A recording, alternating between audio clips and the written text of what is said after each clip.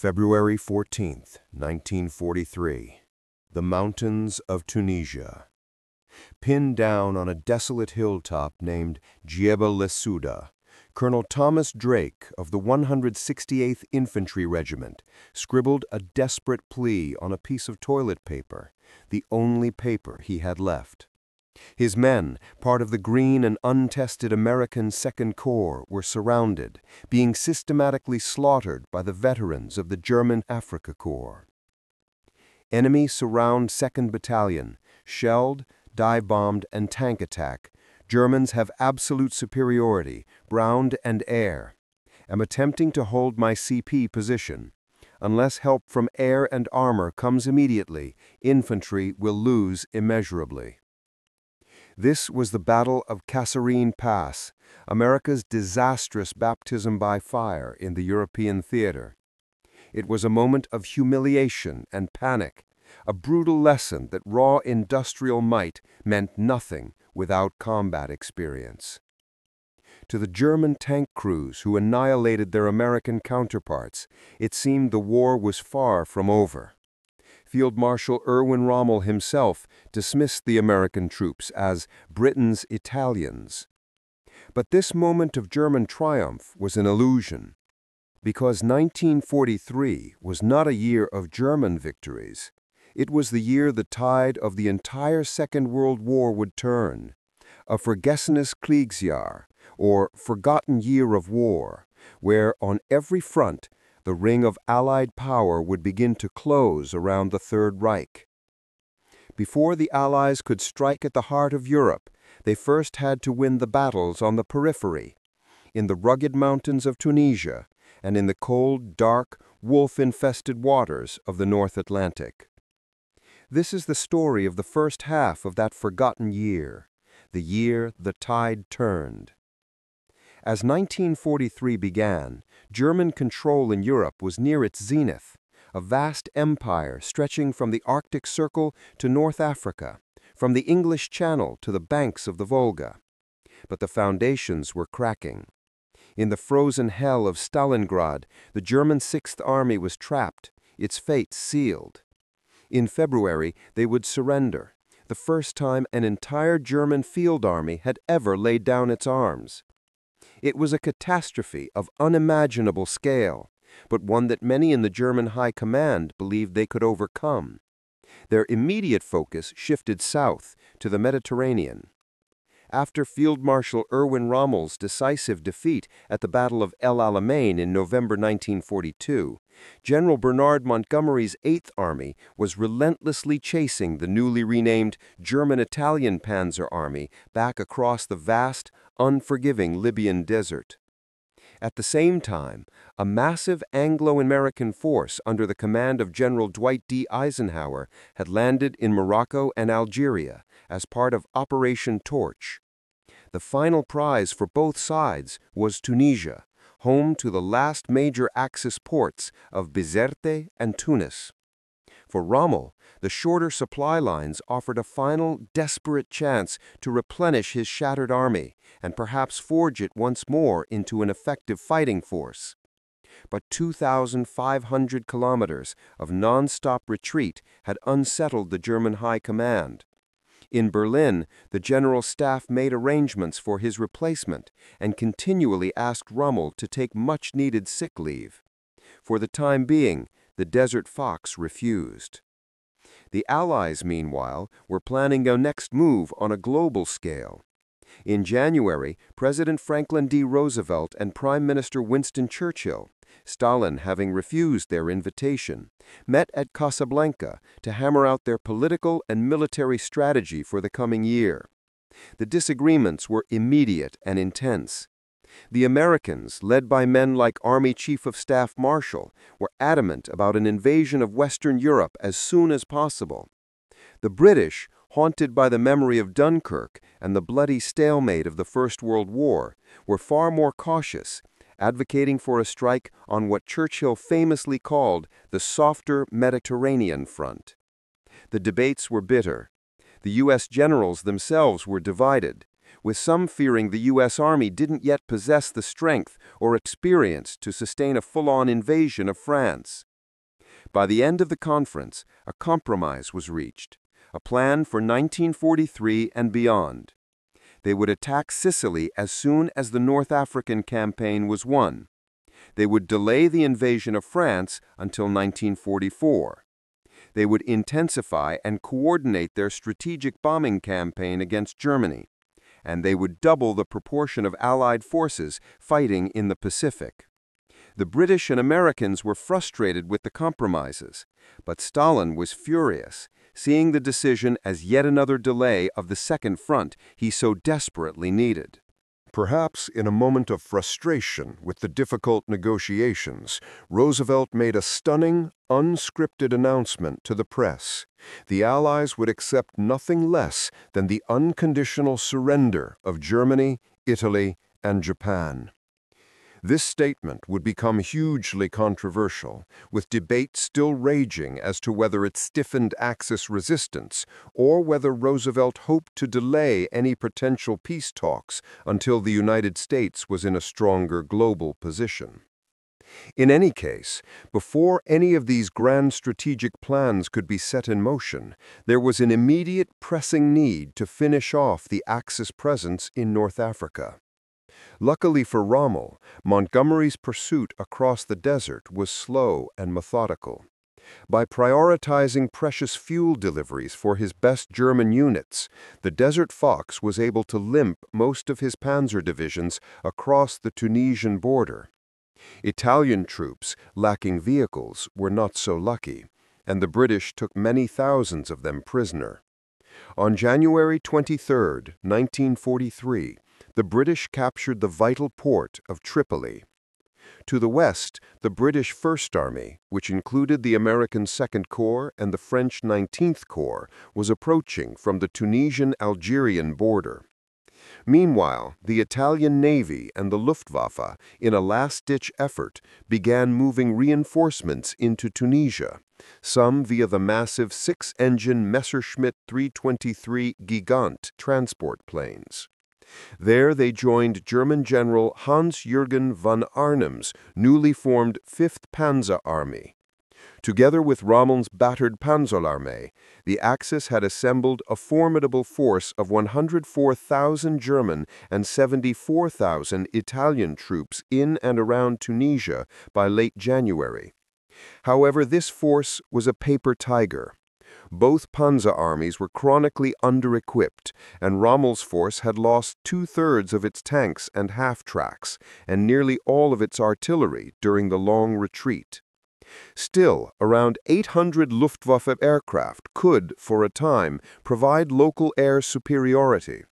Tunisia promised a different kind of North African combat. This was not the open desert of Libya, a tactician's paradise. This was a landscape of rugged mountain ridges, narrow winding passes, and vast impassable salt marshes, a terrain perfectly suited for a determined defense. Though cornered, the Axis troops still posed a significant threat to the overstretched and spread-out Allied forces, preventing the rapid capture of the ports in late 1942. So the Allied troops set up defensive positions along the eastern Dorsal Mountains. Eisenhower requested permission to drive a decisive wedge between von Arnim and Rommel, but his more cautious British colleagues, particularly General Kenneth Anderson, thought the plan was too ambitious and wanted to wait for Montgomery's arrival from the east. The British officers also harbored deep reservations about the inexperienced Americans. Many U.S. officers had never seen combat, and major maneuvers in 1941 had shown serious deficiencies in senior leadership, tactics, and basic infantry training.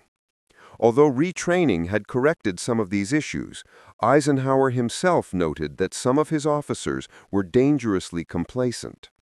Rommel, having studied them, had already dismissed the American troops as Britain's Italians. The Axis commanders knew they had one last window of opportunity. They had to strike the Allies in the west before Montgomery's arrival in early March. Von Arnim's forces had already had some success against U.S. and French troops, and he was confident he could deliver a serious blow in southern Tunisia. Once Rommel arrived, the Germans adopted a two-part plan. Operation Frühlingswind, or Spring Breeze, would see von Arnim's 10th and 21st Panzer Divisions strike against vulnerable U.S. positions around Sidi Bouzid, a major supply base and the headquarters of the U.S. 1st Armored Division's Combat Command A. Once von Arnim had pinned the U.S. forces there, Rommel's Panzerarmee would launch Operation Morgenluft, or Morning Air, a rapid strike from Gabes to Gafsa and through the American positions around Kasserine. But tensions were already high at the German headquarters. Rommel and von Arnim disliked each other intensely, a mutual animosity that grew as they were forced to work together, requiring the intervention of the overall commander, Field Marshal Albert Kesselring, to smooth things over. Their dual operations also had no definitive objective. Instead, the German commanders would quickly draw up extended plans based on the initial results. On February 14th, von Arnim launched Frühlingswind. Two powerful armored columns broke out of Field Pass. Supported by artillery and shrieking Stuka dive bombers, the panzers took the green U.S. troops around Sidi Bouzid completely by surprise.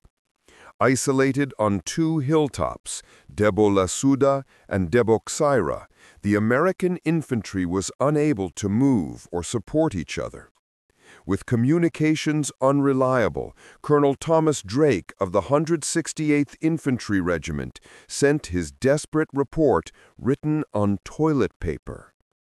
But the American forces were scattered across the region, and their commander, Lieutenant General Lloyd Fredendall, was over 100 kilometers away in a heavily fortified command bunker he had ordered blasted out of a mountainside near Tebessa. On February 15th, the Sherman and Stuart tanks of the 1st Armored Division's Combat Command A attempted a textbook counterattack against the experienced German panzers. The result was a slaughter. German airburst artillery forced the American tank commanders to button up inside their turrets, drastically reducing their visibility and speed. Lieutenant Kurt Wolff of the 21st Panzer Division recalled the results with chilling glee.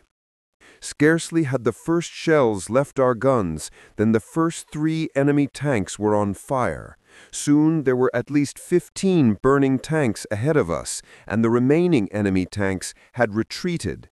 The battalion commander, laughing like a boy, went from company to company, asking us and himself too, "Did you ever see anything like that?" The panicked American withdrawal turned into a full-blown rout, with U.S. troops abandoning their positions and fleeing into the desert. Meanwhile, Rommel's troops launched Operation Morgenluft, but found their main target of Gafsa already abandoned. But instead of ruthlessly pursuing the fleeing Americans, the Axis units advanced cautiously, a critical mistake that gave the battered U.S. troops time to regroup and take up new defensive positions on the western Dorsalis Mountains. Rommel, who was still overseeing the final elements of the Libyan evacuation, quickly relocated to take command of the next stage of the battle. The stunning success of Frühlingswind and Morgenluft reinvigorated the Desert Fox. He now developed an audacious, ambitious plan to surround the Allied forces in western Tunisia. Rommel believed that if he was given command of all of von Arnim's armor, including the new formidable heavy Tiger tanks, he could punch through the Kasserine Pass and capture the massive American supply depot and headquarters at Tebessa. Once resupplied with captured American fuel, he could then strike 225 kilometers north to Bone on the Algerian coast, completely encircling the entire Allied force. He eagerly sent the plan to Kesselring and the Italian Comando Supremo. But von Arnim was vehemently against the idea. Instead, he wanted to keep his panzers for a more conservative operation towards the British supply depot at Le Queff. Although unlikely to completely defeat the Allies in the West, this would cripple them for the foreseeable future, allowing for a stronger defense against Montgomery when he arrived. The result was a disastrous compromise. Rommel would get von Arnim's panzers, but he had to use them to strike towards Le Queff. Rommel's new operation, Stormflood or Storm Flood, was set for February 19th. Two main columns would strike towards the mountain passes at Kasserine and the Spiba Gap, and Rommel would reinforce whichever thrust produced the most results. But Rommel was deeply unhappy with this compromise, a frustration he later revealed in his memoirs. At other times, our higher authorities were so wildly over-optimistic that they hardly knew what to demand of us next. Now, when a little boldness really was required, they lacked the guts to give a wholehearted decision. Guarding Kasserine Pass was a weak American force under the command of Colonel Alexander Stark. His cryptic orders from General Fredendall referenced a stubborn and costly last stand from the American Civil War. Go to Kasserine right away and pull a Stonewall Jackson. But Stark's men were mostly construction troops and engineers who had never seen action. They struggled to build a hasty defensive line. They did manage to plant 3,000 mines, but in their inexperience, they simply laid many of them on the road surface. The Americans did have help from a valiant, horse-drawn French battery of 75mm guns, but the powerful Allied armored reserves were kept far to the rear to avoid a repeat of the Sidi Bouzid disaster. At first, Rommel tried to force the pass with a decisive armored strike through the valley floor. But the French artillery and American machine guns held their ground and pushed back the attackers. German commanders then ordered their elite Panzer grenadiers to scale the treacherous heights on either side of the pass and clear out the U.S. infantry. Both attacks started with some success, but a lack of air support and artillery meant the Germans soon had to retire. Still, although the defense largely held, Axis troops were slowly, methodically advancing. General Fredendall, back in his bunker, even prepared to abandon his headquarters at Tebessa. Meanwhile, the German strike against the Spiba Gap to the north was doing poorly. Well-positioned British and American anti-tank guns repelled the attack, and Rommel decided to focus all his efforts on Kasserine, bringing up his newly arrived and terrifying Nadelwerfer rocket artillery. Late on February 20th, under a hail of screaming rockets, the American troops abandoned their positions, leaving their armor unsupported. The French artillerymen, having fired all of their ammunition in a heroic defense, spiked their guns and fell back. There was now nothing to stop Rommel's panzers. They breached the pass and destroyed a small British armored force that had been sent to block them. Now flushed with victory, Rommel split his force in three and attacked towards Tebessa, Thala, and Spiba simultaneously. But the Axis offensive was losing steam, while fresh Allied troops, with overwhelming superiority in armor and artillery, were being rushed to the front. By splitting up his forces, Rommel had fatally weakened their offensive punch. Although the Germans briefly reached the outskirts of Thala, Allied material superiority was turning the tide. By February 23rd, with clear skies bringing relentless Allied air attacks, it was clear that Le Queff was unreachable. Rommel called off the attack. The Battle of Kasserine Pass can be seen as both an American and a German defeat. Although German troops forced the pass, their overall plan had failed quickly. The American commanders were deeply disappointed with their performance. Some accused General Fredendall of hunkering down in his bunker instead of issuing clear and decisive orders from the front. Following Kasserine, he was replaced by the fiery, aggressive, and now legendary General George S. Patton.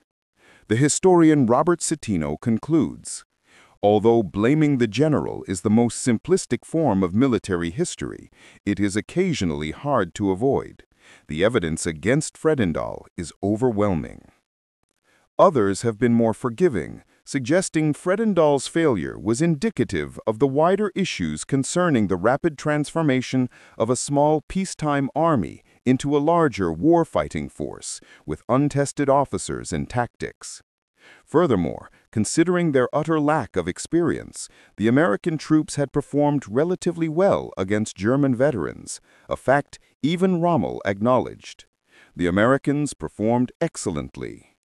Rommel himself has also been criticized, especially for his decision to split his force after breaking through at Kasserine, and for expecting rapid armored drives in mountainous terrain. Some historians suggest it is surprising, given his experience fighting in the Alps in World War I, that Rommel did not clear the heights before his armored push. But Rommel likely felt he did not have the luxury of time, given that Montgomery's Eighth Army was closing in from the east. The toxic relationship between Rommel and von Arnim had crippled the operation.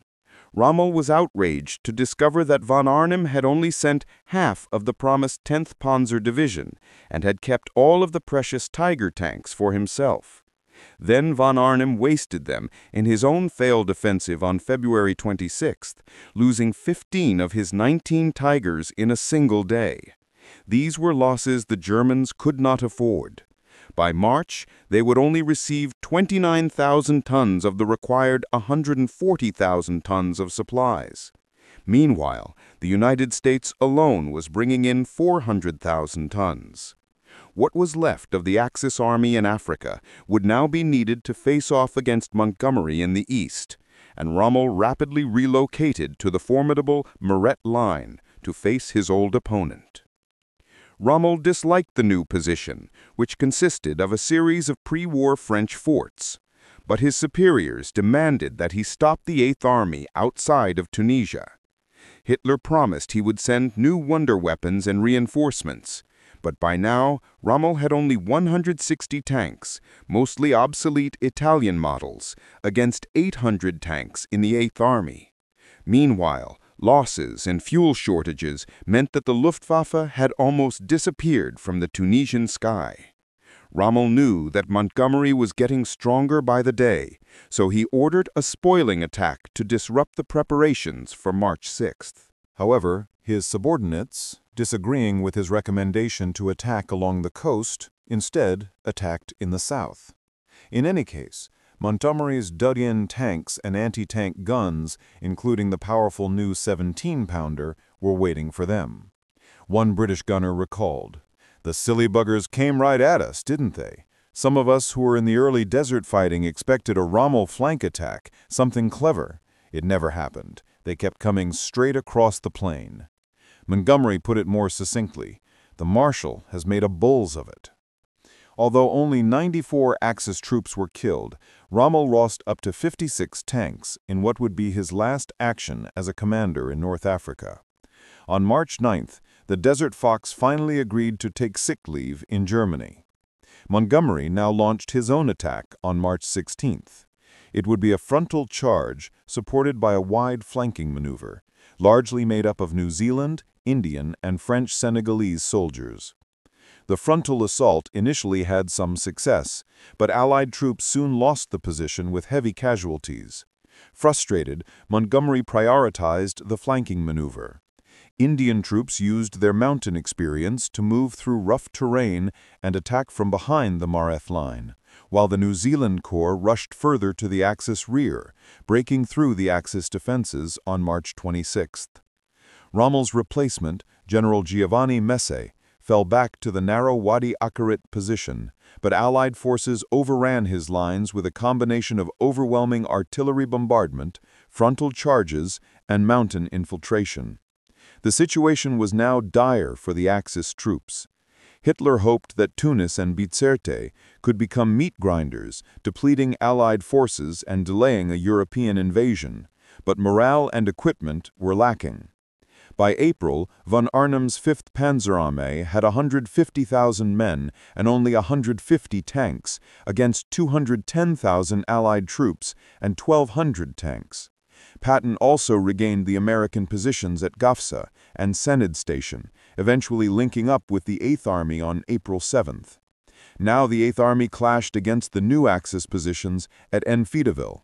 Again, the first assaults failed, but mountain troops, including the fearsome Gurkhas, backed up by accurate and concentrated artillery fire, broke the position open. For every 1 Axis artillery shell fired, the British were now firing up to 30. The American 2nd Corps, now redeployed in the north under the command of General Omar Bradley, also battered their way towards Bizerte with renewed confidence and skill. Von Arnim sent Major Hans von Luck to Berlin to plead with Hitler for an evacuation, but Hitler refused to even see him. When the Führer finally allowed an evacuation in late April, it was of little use, since the Axis now lacked air cover and shipping. On May 7, 1943, the Allies captured Bizerte and Tunis. On May 13th, the remaining Axis forces surrendered, along with tens of thousands of their troops. Many were Italian non-combat and colonial troops, but many were also veteran German units, like the 15th and 21st Panzer and 90th Light Divisions, which surrendered to a man. A contingent of the elite Hermann Göring Division that had fought in Tunisia was also captured, though a few managed to escape to Sicily. Almost immediately, Allied troops began to refer to the Tunisian campaign as Tunisgrad, a clear reference to the recent Soviet victory at Stalingrad. This was due not only to the tough nature of the fighting, but also the seemingly decisive nature of the victory and the vast number of prisoners taken. Tunisia was not an easy victory for the Allies, and the disasters at Sidi Bouzid and Kasserine Pass had tainted British perceptions of the Americans for some time. In total, the Allies suffered 70,000 casualties in Tunisia, with the U.S. losing 2,715 dead, 9,000 wounded, and 6,500 missing or captured in its first major theater of operations. Of course, these numbers were nowhere near the Soviet losses at Stalingrad, but they were a large portion of the roughly 240,000 Allied casualties for the entire North African theater since 1941. Axis losses in Tunisia were up to 62,200, with 12,200 killed, also far less than at Stalingrad. But similar to Stalingrad, the capture of Tunisia had trapped and destroyed a large Axis force of over 250,000 men. Army Group Africa may not have been as central to the Axis war plans as the 6th Army at Stalingrad, but it was still a significant Axis investment in manpower and resources. Its defeat also eliminated tens of thousands of experienced troops, as well as materiel that Germany desperately needed elsewhere. In fact, the Germans had redirected transport planes earmarked for the Stalingrad airlift to Tunisia, meaning they couldn't supply either location properly.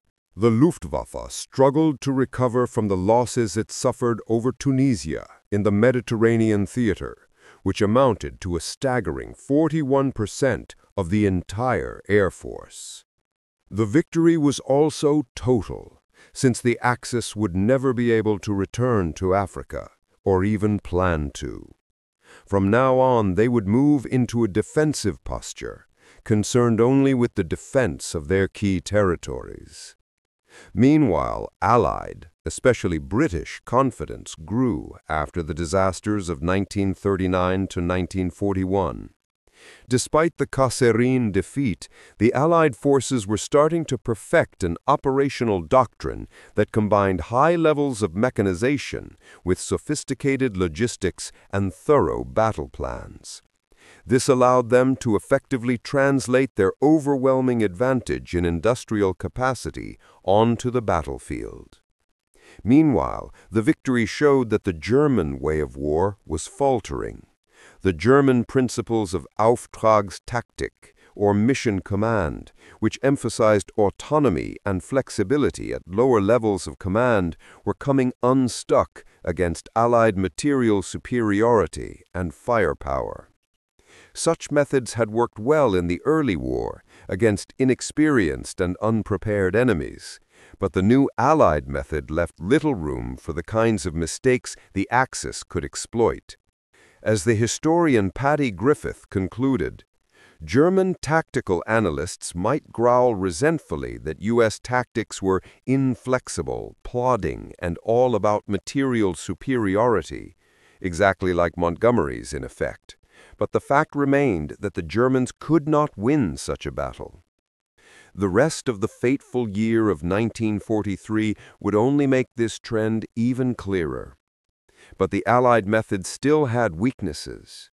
Much of the materiel needed to be brought across the Atlantic, and although Germany was retreating on land, they were still on the attack at sea. An attack the Allies needed to stop if they hoped to invade Europe anytime soon. From 1939, German U-boats had threatened Allied shipping. Although German surface raiders did play a role, Admiral Karl Dönitz hoped his submarines could wage a so-called tonnage war against British merchant vessels. This meant sinking enough merchant shipping to either massively degrade British military capabilities, or better yet, force London to surrender. At first, the Germans had some success. Dönitz called the summer of 1940 the happy time, in which his U-boats easily targeted mostly isolated merchantmen, sinking 471 ships. When the U.S. joined the war in 1942, this increased to a staggering 1,160. The U-boat crews termed this the second happy time, or even the American shooting season. For British Prime Minister Winston Churchill, the Atlantic was the critical theater upon which all others depended, and by late 1942 it was one of the few areas in which Germany remained decisively on the offensive. In November 1942, U-boats alone sank 768,000 gross tons of Allied shipping, their bloody peak for the entire war. As a result, Churchill asked his allies for more assistance. He also laid down new guidelines for referring to the German submarine threat. Enemy submarines are to be called U-boats. The term submarine is to be reserved for Allied underwater vessels. U-boats are those dastardly villains who sink our ships, while submarines are those gallant and noble craft which sink theirs.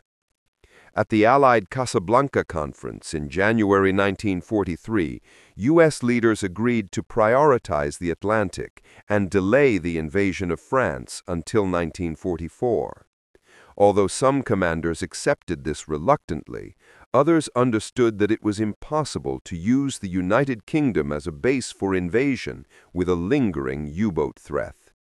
But even with promises of more U.S. support, issues remained. Across the Allied effort, there was significant demand and internal competition for scant resources.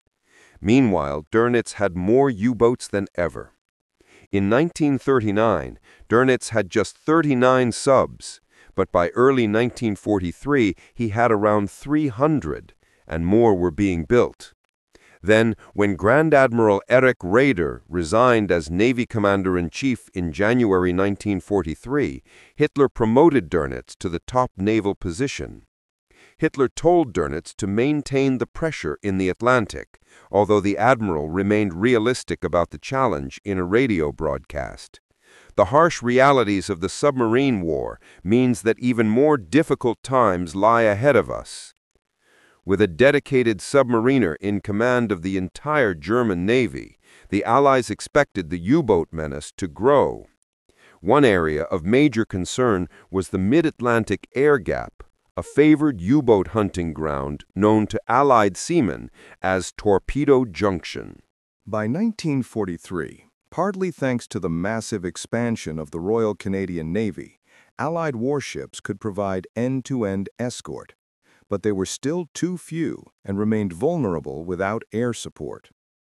Air bases in the UK, Iceland, the US and Canada had been improving their coverage, but there was still a gap of up to 1,000 kilometers off the Cape of Farewell. Allied commanders tried to close it with escort carriers, including retrofitted civilian vessels or very long-range bombers like the B-24 Liberator. But until January 1943, British Coastal Command had only 6 VLR Liberators. The majority of these vital aircraft were going to the strategic bombing offensive against Germany or to the Pacific. Meanwhile, in December 1941, the German Navy's Beobachtungsdienst intelligence service had cracked the British naval cipher number 3. By intercepting British communications, they could organize devastating group attacks, or wolfpacks, on the convoys. U-boats were locating about 70% of the convoys, thanks to their code-breaking successes. Allied resources were also drained by the 1942 Operation Torch landings in North Africa and the subsequent battle for Tunisia in early 1943. The Royal Navy diverted 125 destroyers and other escort ships to Torch, while the massive fuel demands for the African operations meant that the North Atlantic convoys had less fuel to outmaneuver the U-boats. The result was a dramatic increase in sinkings in early 1943. In March alone, German U-boats and surface ships sank 120 Allied ships globally, totaling 704,000 tons, 484 of which sank in the Atlantic. This rapid increase in tonnage sunk, a 74% increase over the previous month, is often seen as a major crisis. A March 1943 British memorandum claimed, "There is insufficient shipping to allow us to develop the offensives against the enemy which have been decided on. We can no longer rely on evading the U-boat packs, and hence we shall have to fight the convoys through them." A December 1943 Allied report even went so far as to suggest that victory in the Atlantic, and therefore the entire war, was threatened. More recent research, however, has questioned this crisis idea. The supposed March crisis mostly focuses on 2 convoys, which suffered disproportionate losses. 22 of their 90 merchant vessels were sunk. Overall, however, only 31% of the March convoys were attacked, much lower than the 52% that were attacked in November 1942. In fact, in the first quarter of 1943, the overall sinkings were lower than in any quarter of 1942. The Allies were also building more ships than they were losing, with a net gain of 2 million gross tons by March 1943. Perhaps most significantly, there is nothing in the German sources which portrays March as a moment of imminent victory. In fact, within 2 months, the U-boats would withdraw from the Atlantic in a stunning defeat. Just as the March convoy battles were raging, the Allies met at the Atlantic Convoy Conference to better pool their resources and standardize their procedures. The top priority was closing the mid-Atlantic air gap and, crucially, taking the fight to the U-boats. The commander-in-chief of the Western approaches was optimistic. "I really have hopes now that we can turn from the defensive to another and better role, killing them." Early 1943 also saw several tactical, technological, and military developments, all coming to fruition around the same time. Ultra-intelligence, from the cracked German Enigma code, is the most well-known tool available to the Allies. But it was by no means the only one, or even the most important. Ultra could provide a general location of most U-boats, which were then tracked by the men and women in London's secretive submarine tracking room. Convoys could then be rerouted around them, an effective tactic. But ultra-intelligence was slow, and sometimes it took up to 72 hours to decrypt the German communications. There were also periodic blackouts when the Germans altered their settings, including for almost all of 1942. And as the number of U-boats at sea increased, the likelihood of evading them decreased. Ultra was vital as a wider strategic tool, but it could not pinpoint U-boats that were preparing to attack. That's where other technology came in. By early 1943, more Allied escorts were equipped with better sonar and radar equipment. Underwater ASDIC sonar could listen for submerged U-boats, gauging their range and bearing. Not only did this reveal approaching U-boats, but it allowed for the more accurate use of anti-submarine weapons, like the Hedgehog and depth charges. Meanwhile, ships and aircraft equipped with the new 10-centimeter radar could detect U-boats on the surface. None of these tools were perfect, but when combined with others, they created a near-impenetrable network of defenses. One crewman described the experience. The first indication of a U-boat attack would be from the ASDIC people who would pick up a contact. You could hear these pings, and the difference between the ping and the pong is the distance, how far the submarine is away. When they think they're right over the top of the submarine, the order is fire. That means the depth charges go. A colossal volume of water would come up. It was almost like lightning going across the water. German submariner Anton Stoller, aboard U-188, was on the receiving end of a depth charge attack in March 1943. Alarm bells shrilled loudly. Destroyer on the starboard bow, range about 5,000 meters. A quick glance at the manometer showed me that we were at 100 meters. At the same instant, for the first time, I heard ahead of us the roar of exploding depth charges. Now I discovered how appallingly loud these sounded underwater. Though fearful, I concentrated on my hydrophone, wondering if I would ever hear anything again in my life. Another important Allied development was high-frequency direction finding, known as HF-DF, or Hofduff. This could detect German U-boat radio communications out to 25 kilometers, close enough to pursue and attack. It greatly outranged surface radar and helped allow the escorts to be more proactive. The technology had existed since 1942, but in 1943 it was much more widely available, with at least 2 HF-DF-equipped ships per convoy. With this came more powerful anti-submarine weapons and better organization. Previously, 6 escorts were considered adequate to protect 24 merchantmen, but civilian experts, led by Professor P.M.S. Blackett, found that 8 escorts could protect 48 merchant ships just as effectively. This allowed for the combination of smaller convoys into larger ones, and freed up escorts which could then become mobile support groups, assisting specific convoys that were under attack. The convoys and their escorts also adopted new tactics based on the in-depth analysis of previous convoys. From February 1942, Britain's Western Approaches Tactical Unit conducted war games based on recent attacks to estimate and predict U-boat group tactics. Much of this crucial analysis was carried out by the staff of the Women's Royal Naval Service, better known as the Wrens, who worked as plotters, mathematicians, and players in the war games. The result was a series of new evasion, search, and convoy patterns which were taught to officers in special training courses. By 1945, 5,000 Royal Navy officers had received this tactical unit training. And finally, there were more very long-range bombers and escort carriers. By May, Coastal Command had 49 VLR bombers, up from just 17 in February. Although dwarfed by the hundreds of bombers attacking German industry, this number was enough to finally close the air gap.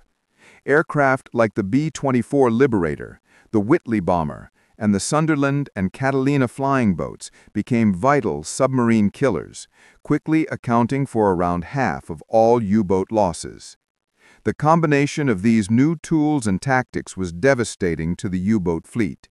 In April, the battle balanced out, as the Allies lost 39 merchantmen but sank 15 U-boats.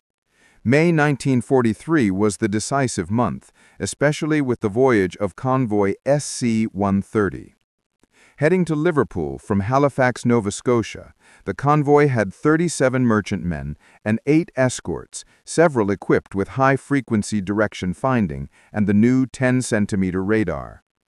German naval intelligence identified the convoy and gathered up to 25 U-boats in 3 Wolfpacks to attack it. The plan was to attack the convoy in the air gap, but British ultra-intelligence was aware of this. However, a system failure meant that the information was not passed to the escort commander. Even so, when the attack opened on May 18th, the escorts used their new tools to proactively sweep for the U-boats and spoil their attacks, while the convoy also made evasive turns.